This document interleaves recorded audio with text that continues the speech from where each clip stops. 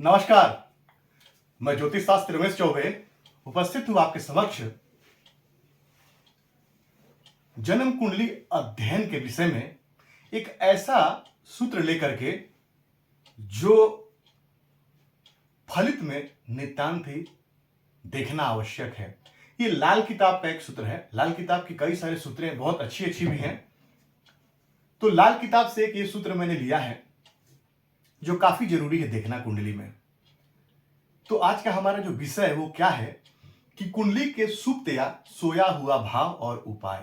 कुंडली में कुछ ऐसे भाव भी होते हैं जो सुप्त होते हैं। मान लीजिए कोई ऐसा घर है जिससे बहुत दिन से कोई न रहे, तो जाहिर सी बात है, या कोई आना जाना ना हो वहां पे, या उस घर में कोई न रहे, तो धीरे धीरे उस घर में पेड़ पौधे उगने लगते हैं, जाले लग जाते हैं और घर वो खत्म हो जाता है, वो घर खराब हो जाता है। उसी प्रकार से कुंडली का ये जो 12 घर है उसमें कोई ऐसा भाव हो जिस पे किसी ग्रह की दृष्टि भी ना हो, चाहे कोई ग्रह वहां बैठा भी नहीं हो, ना तो कोई ग्रह वहां पे दृष्टि दे और ना कोई ग्रह वहां पे बैठे, तो वो भाव सुप्त हो जाता है, यानी कि सो जाता है वो भाव। तो उस भाव से संबंधित शुभ फल प्राप्त में समस्या होती है। जैसे मान लीजिए ये कुंडली का पंचम भाव है और पंचम भाव यदि यहां पे है और इस पे कहीं से भी किसी ग्रह की दृष्टि ना पड़े, किसी भी ग्रह की, चाहे वो किसी भी ग्रह की है, दृष्टि ना पड़े या यहां पे कोई ग्रह ना बैठे, तो ये भाव सुप्त हो जाता है।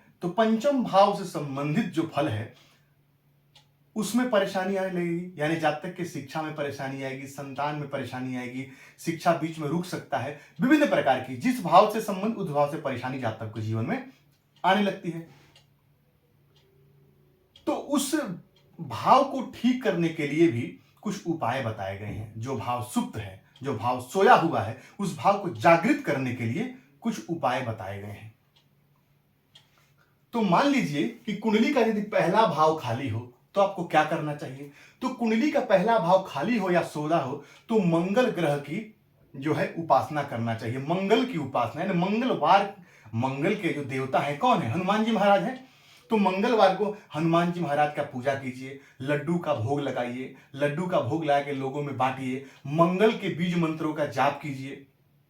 और यदि आपके कुंडली में मंगल यदि कारक हैं, जैसे यदि आपकी मेष लगन हो, आपका यदि कर्क लगन हो, यदि आपका सिंह लगन हो, यदि आपका वृश्चिक लगन हो, यदि आपका धनु लगन हो और यदि आपका मीन लगन हो, तो यहां मंगल कारक होते हैं। तो मंगल यदि अच्छे भाव में बैठे हैं, यदि मंगल 6, 8, 12 में नहीं बैठे हैं और अच्छे भाव में यदि कुंडली के बैठे, तो मंगल का जो आप रत्न मूंगा भी धारण कर सकते हैं, इससे प्रथम भाव का मजबूत हो जाएगा। और यदि मंगल अच्छे भाव में नहीं बैठे हैं तो आप रुद्राक्ष 3 मुखी पहन लीजिए मंगल का और मंगल के मंत्रों का जाप करते रहिए, हनुमान जी की आराधना कीजिए, रोज हनुमान चालीसा का पाठ कीजिए, सुंदरकांड का पाठ कर सकते हैं आप। इससे आपके जो है प्रथम भाव अच्छा हो जाएगा।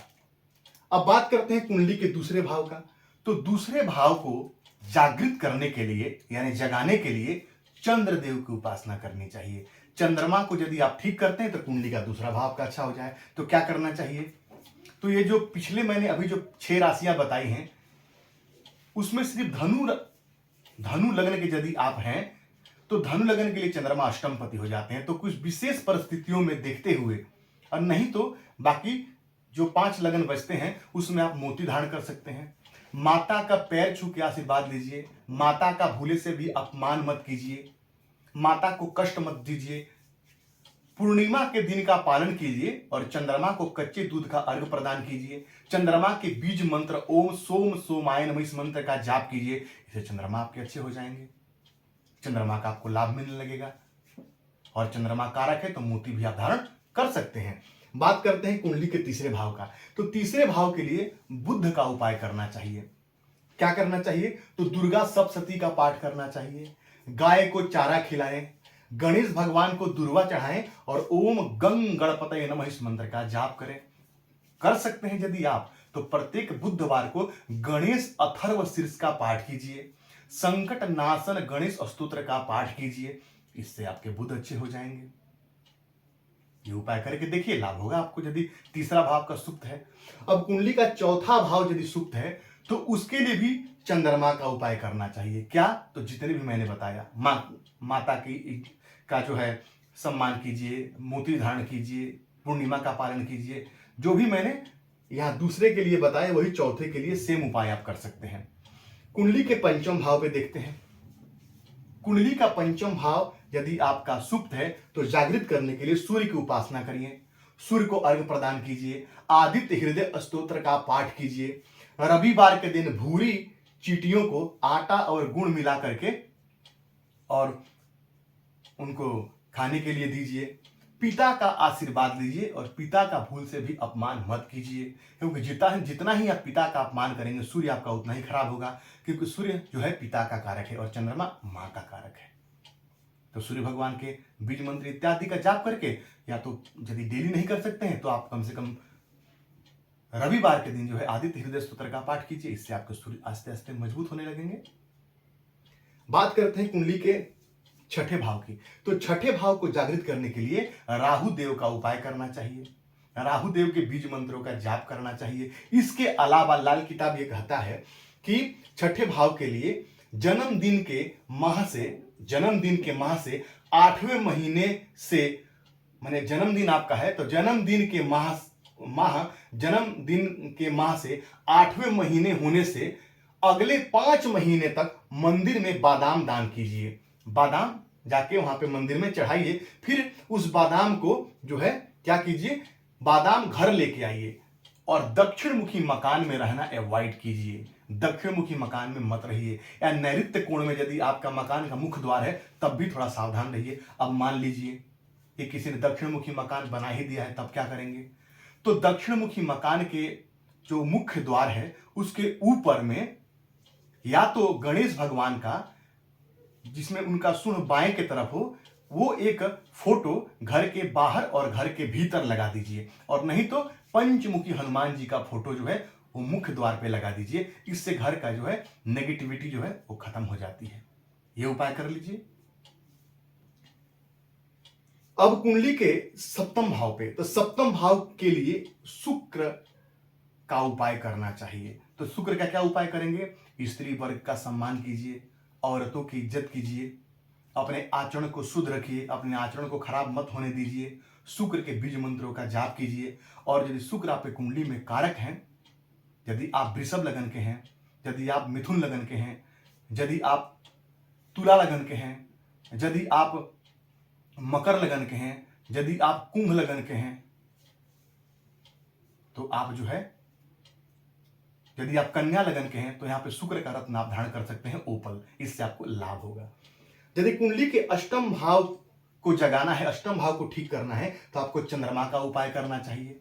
देखिए, कुंडली का प्रत्येक भाव ही हमारे लिए उतना ही जरूरी है, हर भाव जरूरी है हमारे लिए। तो अष्टम भाव को जगाने के लिए चंद्रमा का उपाय, तो जो यहाँ पे दूसरे भाव का मैंने उपाय बताया चंद्रमा का, सेम उपाय आपको यहां भी करना है।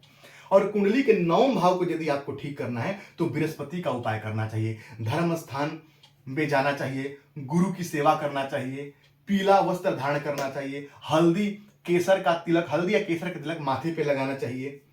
इससे आपके जो है बृहस्पति जो है आपके अच्छे हो जाएंगे और कुंडली में नवम भाव का आपको अच्छा फल प्राप्त होगा। आपको सोना धारण करना चाहिए, सोना पहनना चाहिए। अपने दाहिने हाथ के तर्जनी उंगली में गोल जो है बिना जोड़े हुए एक सोने का जो है छल्ला पहनिए, बिना ज्वाइंट किए हुए, बिल्कुल गोल।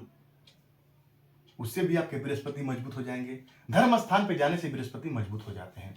अब यदि कुंडली में आपका जो है दसम भाव के लिए आपको शनि देव की उपासना करना चाहिए, शनि चालीसा का पाठ करना चाहिए, शनि मंत्र का जाप करना चाहिए संध्या काल में, दशरथ के लिए शनिश्चर स्तोत्र का पाठ करना चाहिए। इससे आपके दसम भाव का आपको फल प्राप्त हो जाएगा। कुंडली में यदि आपके 11वां भाव यदि खराब है, तो 11वां भाव यदि सुप्त है, खराब नहीं कहूंगा, सुप्त है, तो उसको जागृत करने के लिए जो बृहस्पति का मैंने उपाय बताया था आपको, वो सेम जो 9वें भाव का मैंने उपाय बताया आपको, सेम आपको बृहस्पति का उपाय करना है। इससे बृहस्पति आपके अच्छे हो जाएंगे।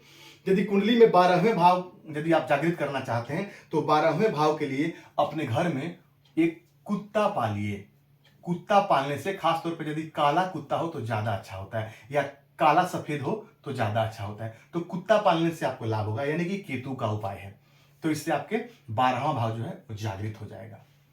तो यदि किसी भाव पे किसी ग्रह की दृष्टि ना हो या कोई ग्रह वहां बैठा ना हो, तो इन सारे उपायों को जो मैंने आपको बताया उस हिसाब से करके अपने भाव को जागृत करके उसका संपूर्ण लाभ ले सकते हैं।